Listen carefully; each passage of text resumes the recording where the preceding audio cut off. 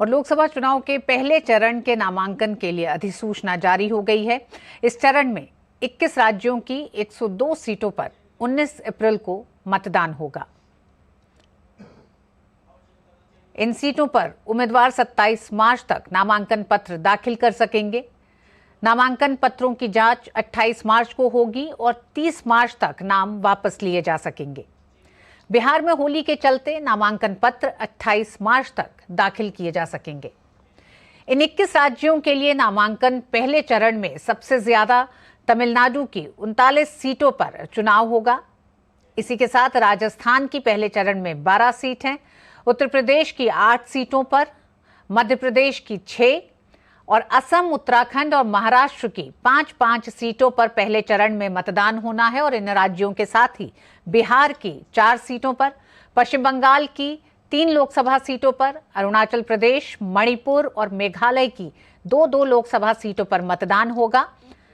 पूर्वोत्तर के ही मिजोरम, नागालैंड, अंडमान निकोबार, जम्मू कश्मीर, लक्षद्वीप, पुडुचेरी, सिक्किम, छत्तीसगढ़ और त्रिपुरा की 1-1 सीट पर पहले चरण यानी कि 19 अप्रैल को मतदान होगा।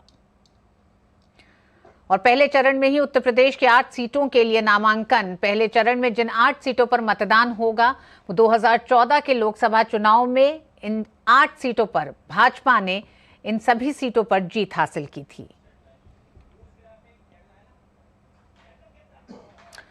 और लोकसभा चुनाव के पहले चरण यानी 19 अप्रैल को होने वाले मतदान के नामांकन दाखिल करने के साथ ही राजनीतिक सरगर्मियां भी तेज हो गई हैं। दिन भर की राजनीतिक हलचल, आइए देखते हैं इस रिपोर्ट में।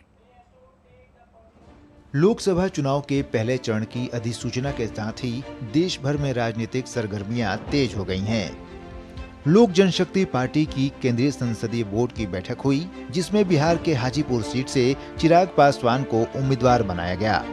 ये सीट उनके पिता रामविलास पासवान की परंपरागत सीट मानी जाती है। बैठक के बाद चिराग पासवान ने कहा कि हाजीपुर सीट से एनडीए के प्रत्याशी के रूप में मैं खुद चुनाव लड़ूंगा। तो वहीं बिहार में बदलते नए राजनीतिक समीकरण के तहत जन अधिकार पार्टी प्रमुख पप्पू यादव ने अपनी पार्टी का कांग्रेस में विलय कर दिया है और वे कांग्रेस में शामिल हो गए हैं। ये एक सहमति जरूर हुई है और आज भी केंद्रीय संसदीय बोर्ड में भी इस बात को लेकर औपचारिक मुहर लगा दी गई है।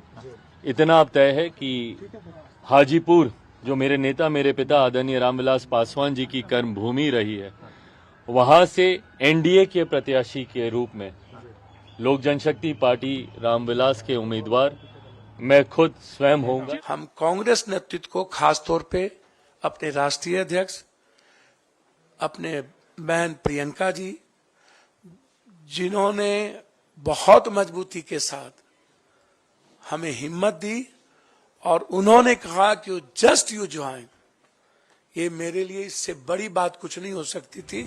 इस बीच कर्नाटक के पूर्व सीएम बसवराज बोम्मई ने दावा किया कि कांग्रेस विभाजन के कगार पर है। उन्होंने कहा कि जिस क्षण हमारे प्रधानमंत्री नरेंद्र मोदी शपथ लेंगे, कांग्रेस के विभाजित होने की पूरी संभावना है। I believe that the moment Narendra Modi ji, our honorable Prime Minister, will take a oath, after that few months, Congress are most likely to be divided.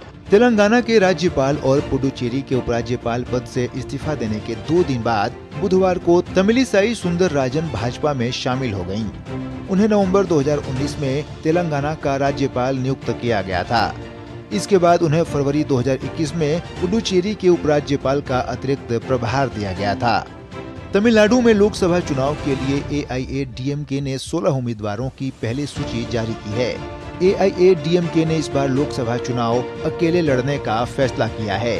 Party ने चेन्नई दक्षिण सीट से जयवर्धन, उत्तरी चेन्नई से रोयापुरम मनोहरन, कृष्णागिरी से जयप्रकाश, इरोड से अतरल अशोक कुमार को उम्मीदवार बनाया है। इसके अलावा एआईएडीएमके ने सलेम लोकसभा सीट विघ्नेश, विल्लुपुरम से बकिया राज, अराकोनम से एएल विजयन को टिकट दिया है। उधर डीएमके ने अपना चुनावी घोषणा पत्र जारी कर दिया है। तमिलनाडु के मुख्यमंत्री एमके स्टालिन, डीएमके सांसद कनिमोझी और अन्य पार्टी नेताओं की मौजूदगी में चेन्नई में यह घोषणा पत्र जारी किया गया। इसके साथ ही पार्टी ने अपने 16 उम्मीदवारों की सूची भी जारी की है। पार्टी ने उत्तरी चेन्नई से कलानिधि वीरस्वामी, दक्षिणी चेन्नई से थमिजाची थंगा पांडियन, मध्य चेन्नई से दयानिधि मारन, श्रीपेरुम्बदूर से टी.आर. बालू, तिरुवनमलाई से अन्ना दुरई, नीलगिरी से ए. राजा और थुथुकुडी से कनिमोझी को टिकट दिया है। इस बीच उत्तर प्रदेश में विपक्षी गठबंधन की पार्टी अपना दल ने आगामी लोकसभा चुनाव के लिए सीटों की घोषणा कर दी है। अपना दल क ने कार्य समिति की बैठक के बाद उत्तर प्रदेश की 3 सीटों पर लोकसभा चुनाव लड़ने का फैसला लिया है।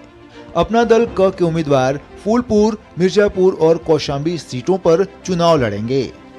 Bureau report, DD news.